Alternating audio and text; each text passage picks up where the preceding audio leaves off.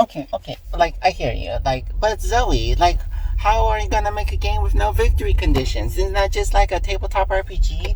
And like, so like, first of all, like, what is a game but a role playing game? Okay, like, are you telling me that when you play Root, that you suddenly become the Marquis de Cat, you become the bourgeois, and you are become a literal cat, like commanding the empire? No, you're role playing. You're role playing like as the character in that game. You are given a set of agencies, you're given a set of goals, and those are thrust upon you, and you are taking on that role temporarily. And like, yeah, semantics.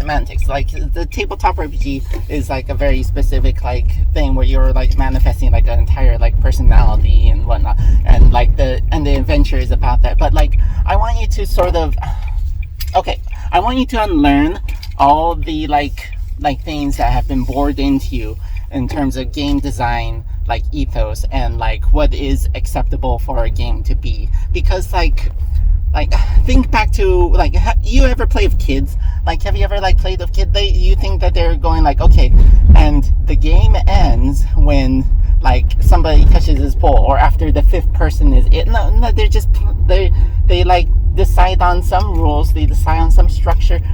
Sometimes they don't even have that. Sometimes it's just waving the ammo around and taking on like and playing the role or part of a story or adventure, or reenacting something. Like, I want you to unlearn, like, those are still games, like, right? Like just because like they're not published, they're still playing the game. You wouldn't deny a kid that, right? They're still playing. It's still a game. Like, okay, so I want you to think about like what it would mean if you did not have like a clearly defined goal in your games. Like, if like instead of saying like, okay, whoever does this first, or whoever amasses this the most or most efficiently or whatever, like, instead you could think about all the nuance that comes into your value judgments. You could, instead of thrusting a value system onto the players, you could allow the players to form their own value systems.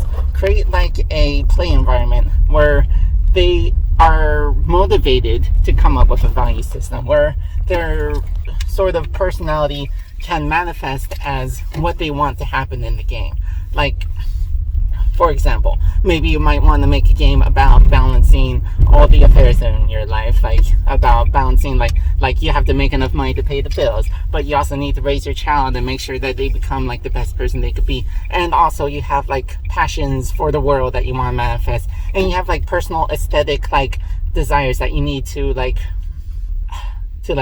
manifest as well. Like, you have like a creative force inside you that you need to manifest, and you have all these conflicting things, but you only have so much energy and lifespan and like time and money. So like is there a win condition there? And is there a win condition to life? Like,